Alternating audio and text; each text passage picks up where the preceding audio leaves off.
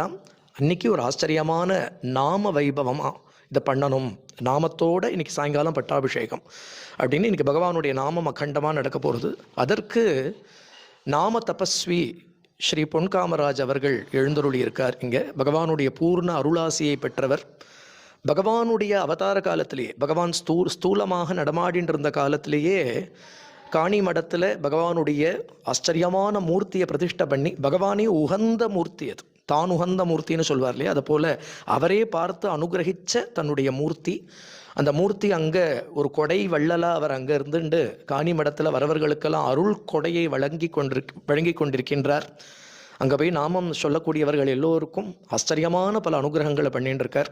நம்ம ஸ்ரீ பொன்காமராஜி அவர்களும் எல்லா இடங்கள்லையும் உலகம் முழுக்க போய் பகவானுடைய நாமத்தை விடாமல் கீர்த்தனம் பண்ணிட்டு இருக்கார். ஒரு பாகவத கோஷ்டியோட ஆச்சரியமாக பல இடங்களில் பிரயாணம் பண்ணி தன்னலம்